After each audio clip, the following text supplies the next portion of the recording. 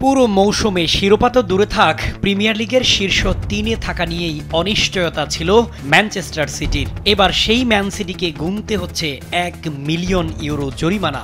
এজন্য মরার উপর খাড়ার ঘা। বাংলাদেশি মুদ্রায় প্রায় ১৬.৫ কোটি টাকা জরিমানা গুনতে হবে ক্লাবটিকে, তাও আবার খুবই তুচ্ছ কারণে। তবে এসব বিষয় পাশ কাটিয়ে নতুন মিশনে নেমেছে পেপ গার্দিওলার দল।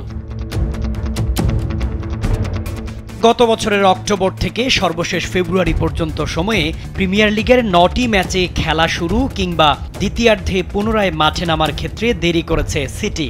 গত ডিসেম্বরে ম্যানচেস্টার ডার্বিতে ইউনাইটেডের বিপক্ষে ম্যাচ নির্ধারিত সময়ের ২ মিনিট ২৬ সেকেন্ড পর শুরু হয়। স্যান্ডেলিনা সো, রূপচর্চায় আভিজাত্য। আর এ কারণেই জরিমানা গুনতে হচ্ছে ক্লাবটিকে। এ নিয়ে প্রিমিয়ার লিগ কর্তৃপক্ষ সিটিকে জানানোর পর তারা নিয়ম ভঙ্গের বিষয়টি স্বীকার করে ক্ষমা চেয়েছে। তবে জরিমানার ক্ষেত্রে ছাড় পায়নি সিটি। ইতিহাদের এই ক্লাবটিকে ১০,৮০,০০০ টাকা জরিমানা দিতে হবে। ১৪ দিনের মধ্যে তা পরিশোধ করতে না পারলে নিষেধাজ্ঞা পাওয়ার চুক্তি হয়েছে উভয় পক্ষের মাঝে। ইপিএল কর্তৃপক্ষ জানিয়েছে, ম্যাচ শুরু কিংবা পুনরায় মাঠে গড়ানোর ক্ষেত্রে প্রতিযোগিতার আয়োজকরা সর্বোচ্চ পেশাদার মান বজায় রাখতে চায়, যা সমর্থক ও প্রতিযোগী ক্লাবগুলোকেও সময়ের ব্যাপারে সচেতন রাখবে। একই সঙ্গে ব্রডকাস্ট কর্তৃপক্ষের প্রিমিয়ার লিগের ম্যাচের জন্য নির্ধারিত সূচিও যেন ঠিক থাকে তাও নিশ্চিত করা হয় এর মাধ্যমে।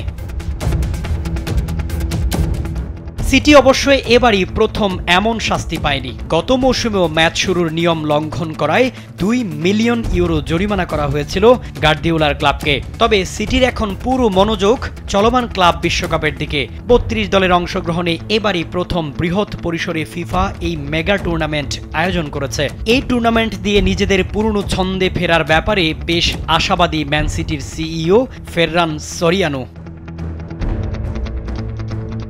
গত ১৮ জুন ক্লাব বিশ্বকাপের প্রথম ম্যাচে মরক্কো দল ওয়াইদাদের মুখোমুখি হয়েছিল সিটি, যেখানে ফিল ফোডেন ও জেরেমি ডোকুর গোলে তাদের ২-০ গোলে জয় নিশ্চিত হয়। এরপর গ্রুপ পর্বে আগামী ২৩ জুন তারা আল আইন এবং ২৭ জুন জুভেন্টাসের মোকাবিলা করবে।